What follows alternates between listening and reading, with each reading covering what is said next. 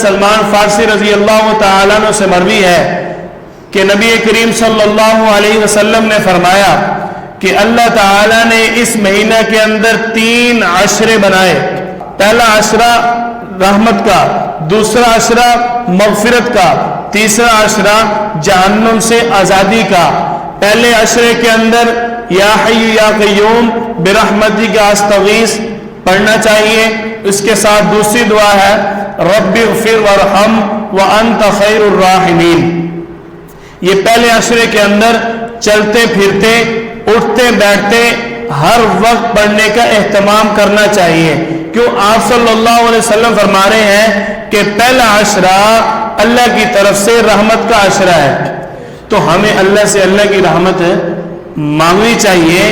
بندے کا کام ہے بندگی اختیار کرنا اور اللہ کا کام ہے اپنے بندے پر رحمت فرمانا. ہم نے اللہ تعالیٰ سے پھر بھی رحمت ہی مانگنی ہے.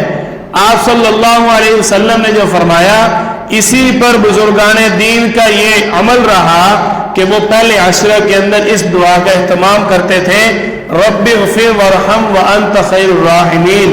اے اللہ تو مجھے بخش دے، ہم پر رحم فرما اور تو واقعتاً سب سے بہتر رحمت فرمانے والا ہے. دوسرے عشرہ کے اندر آپ صلی اللہ علیہ وسلم نے فرمایا اللہ تعالی نے دوسرا عشرہ کو اپنے بندے کے لیے مغفرت کا عشرہ بنایا.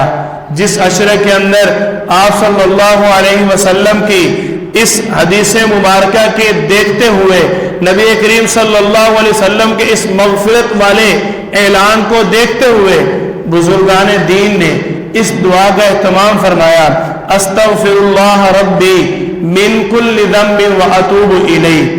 آپ صلی اللہ علیہ وسلم نے فرمایا کہ رمضان مبارک کا تیسرا عشرہ جہنم سے آزادی کا عشرہ ہے.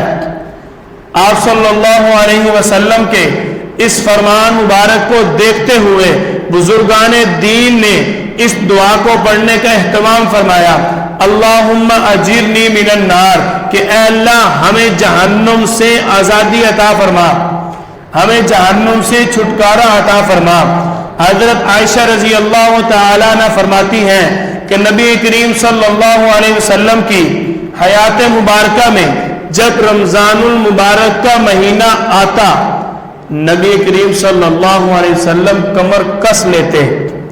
کمر کس لینے کے کیا مراد ہے کہ اپنے آپ کو آپ صلی اللہ علیہ وسلم رمضان کے لیے الرٹ کر لیتے، تیار کر لیتے کہ اب رمضان مبارک کا مہینہ آ گیا. اس مہینہ کے اندر اب میں نے صرف اور صرف عبادت ہی کرنی ہے. آپ صلی اللہ علیہ وسلم کے بارے میں حضرت عائشہ رضی اللہ تعالیٰ عنہ فرماتی ہیں اور آپ صلی اللہ علیہ وسلم آخری عشرہ کے اندر پہلے سے بھی زیادہ عبادت کا اہتمام فرماتے کہ رمضان مبارک کا آخری عشرہ رہ گیا، رمضان مبارک کی مبارک گھڑیاں جا رہی ہیں. آپ صلی اللہ علیہ وسلم نے ہمیں رمضان مبارک کے مہینہ کے اندر عبادات کا حکم فرمایا.